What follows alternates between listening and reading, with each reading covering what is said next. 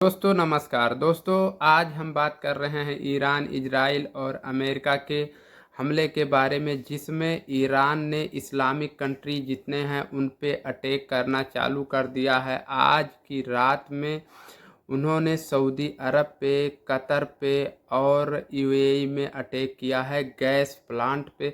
और दुनिया भर के सबसे बड़े गैस प्लांट कतर में जो स्थित है उस पे ईरान ने ताबड़तोड़ हमले किए हैं। तो इससे अब ये आशंका जताई जा रही है कि क्या इस्लामिक कंट्री जितने हैं वो सब ईरान के खिलाफ में जा रहे हैं, क्योंकि ईरान जो इस समय इजराइल और अमेरिका से युद्ध में संघर्ष कर रहा है, क्या वो अब आने वाले दिनों में अपने ही अड़ोस पड़ोस के देश जितनी भी गल्फ कंट्री हैं उनसे भी घिरने जा रहा है। ईरान का जो इस समय नज़रिया है वो पूर्ण रूप से बदल चुका है। वो अमेरिका, इजराइल के साथ अपने पड़ोस के देशों को भी टारगेट कर रहा है, चाहे वो कतर हो, चाहे वो आपका यूएई हो, चाहे सऊदी अरबिया हो। जितने भी आस पड़ोस के देश हैं उनको, खास करके सऊदी अरब, यूएई और कतर को टारगेट कर रहा है। तो आज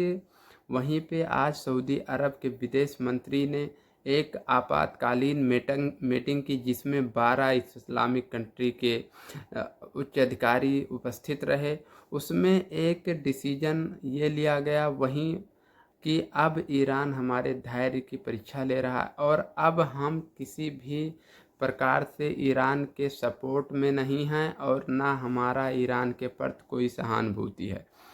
दोस्तों, पेट्रोलियम की कमी दुनिया भर में होगी, गैस की कमी दुनिया भर में होगी, क्योंकि चाहे अमेरिका टारगेट कर रहा है तो पेट्रोल गैस को टारगेट कर रहा है, चाहे ईरान टारगेट कर रहा है तो वो भी पेट्रोल गैस को टारगेट कर रहा है, चाहे इजराइल अमेरिका दोनों का मिला हुआ अटैक रहता है ईरान पे तो वो भी पेट्रोल और गैस को टारगेट कर रहे हैं। तो क्या ये गैस और पेट्रोल के टारगेट को दुनिया भर में एक तबाही मचाएगी?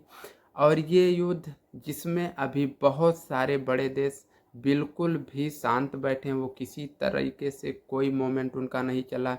वहीं आप चाइना को ले लीजिए, रूस, France, Britain, Italy, Australia, Japan, उत्तरी कोरिया, दक्षिणी कोरिया, कोई ऐसा देश नहीं है जो अभी इस युद्ध में किसी भी तरीके से किसी की तरफ करवट ले रहा हो। लेकिन अब ये युद्ध का आज 19वां दिन था, जो धीरे धीरे करके इन्फ्लेशन की तरफ जा रहा है, जिसमें दोस्तों ये आगे आने वाले दिनों में अगर ये युद्ध गल्फ में पूरी तरीके से फैल गया, हाँ दोस्तों हम बात कर रहे हैं गल्फ की, जितने कंट्री हैं गल्फ में, अगर इसमें युद्ध फैल गया तो तृतीय विश्व युद्ध दूर नहीं है। जिसमें आज जिस तरीके से ईरान पे अटैक किया, ईरान के पेट्रोलियम पे सबसे अटैक किया गया अमेरिका के द्वारा, वो उसकी लपटें जो है बीजिंग को भी परेशान कर रही हैं।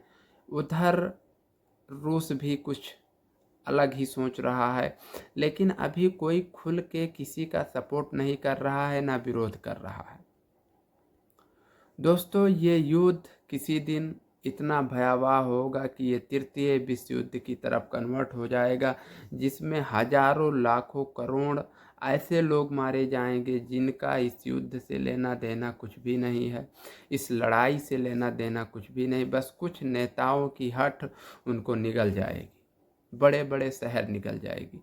अगर न्यूक्लियर अटैक हुआ तो ये तृतीय विश्व युद्ध का सबसे भयावह युद्ध होगा, जिसमें चाइना, अमेरिका, रूस, फ्रांस, इटली, जितने बड़े देश हैं, चाहे वो उत्तर कोरिया हो, दक्षिण कोरिया हो, जापान हो, ये सब संलिप्त हो जाएंगे और धरती को बारूद के ढेर पर बैठने के लिए मजबूर कर देंगे और चारों तरफ तबाही होगी। ईरान अब अलग थलग पड़ गया है, ईरान का कोई साथ नहीं दे रहा, ईरान के साथ कोई खुल के नहीं आ रहा। तो ईरान को अब बिल्कुल भी समझ में नहीं आ रहा है कि उसे क्या करना चाहिए, आगे की रणनीति। बस उसको है कि हम बदले की आग में जल रहे हैं, अगर मेरे ऊपर किसी ने अटैक किया है तो हम उसको छोड़ेंगे नहीं। हाँ दोस्तों, इस युद्ध का निष्कर्ष क्या होगा, लेकिन इजराइल, ईरान और अमेरिका के युद्ध पे मैं लगातार अपडेट दे रहा हूँ। लॉन्ग वीडियो बना के, शॉर्ट वीडियो बना के। तो आप लोग मेरे चैनल को सब्सक्राइब कर लें, बेल आइकन प्रेस कर लें, कोई नया वीडियो, कोई नया अपडेट हो तो उसका नोटिफिकेशन आपको तुरंत मिल जाए, क्योंकि आपको इस चैनल पे लगातार आपको अपडेट मिल रहा है ईरान, इजराइल और अमेरिका के युद्ध पे। नमस्कार दोस्तों।